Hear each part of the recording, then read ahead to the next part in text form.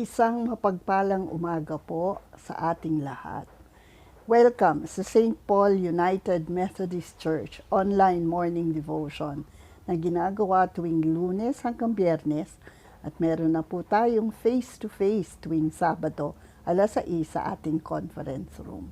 Sa umagang ito, samahan niyo ko basahin mula sa Lucas chapter 20 verses 27 to 38.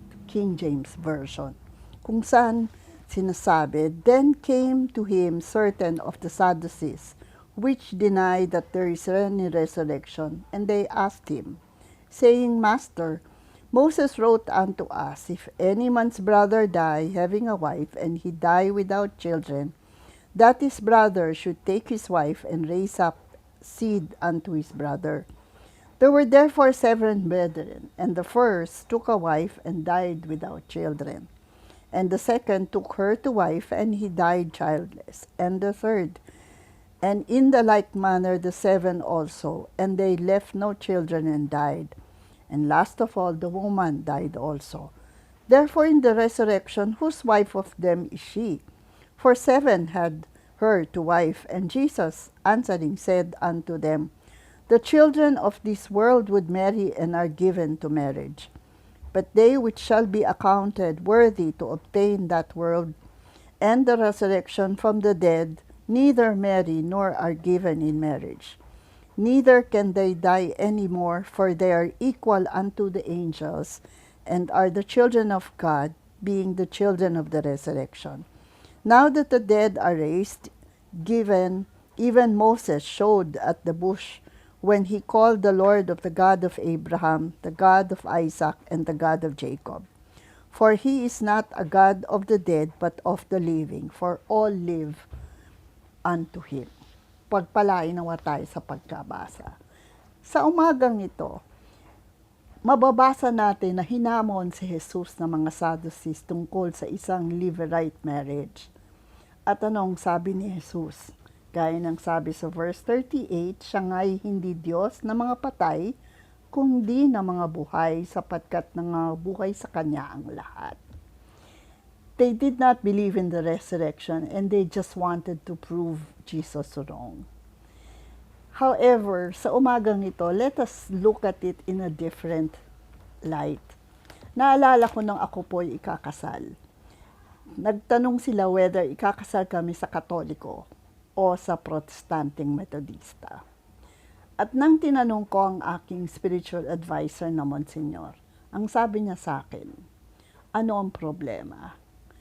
Sabi niya ganon, pareho, Christ-centered. Ang importante, kayo ay ikakasal na may basbas ng Diyos sa isang iglesia na Christ-centered. And that is what I thought Jesus was trying to tell the Sadducees. It is not about something as literal as yung nangyari nga dun sa mag-asawa, sa mga 7 brothers and wife. It is all about how you look at the resurrection. No. As long as the marriage is Christ-centered, walang problema, sabi nga ni Monsignor.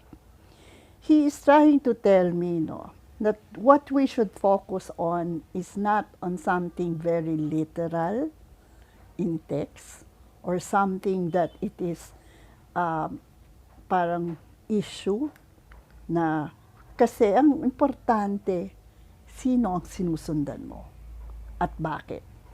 We should focus on what has you following, obeying, and believing in God. And that is what Jesus was telling us. After all, sabi nga niya din, di ba, when he was questioned about what God wants us to obey, sabi niya, 2 lang naman yan.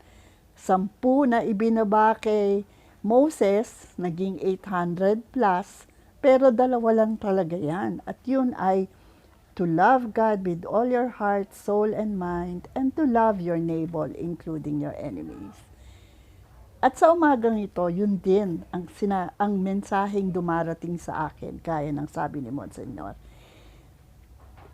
It is not a problem where you get married, for as long as you get married and blessed by God and that your marriage is Christ-centered. So, ngayong umaga, pinapaalala sa atin sa pagbasa nito na let us not make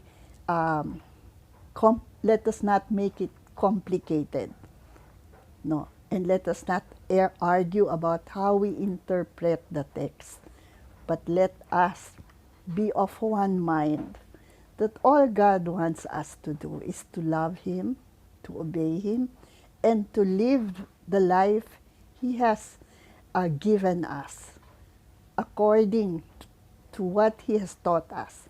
Bakit? Kasi He wants us to live a life that is joyful, no? Hindi para ipahamak tayo, kundi ikabuti natin. Sabi nga niya, no? Hindi naman kailangan na ikaw ay maging isang di naman ako Diyos na mga patay, kung hindi of the living. For all live unto Him. Ang namamatay sa atin ay ang kasalanan at nabubuhay tayo sa pag-ibig at panatag ang ating buhay sa pagsunod sa Kanya. Hayaan yung i-share ko rin ang isang thought na nabasa ko tungkol sa musika, kung saan sinabi, life is for the living, death is for the dead, let life be the music, and death a note unsaid.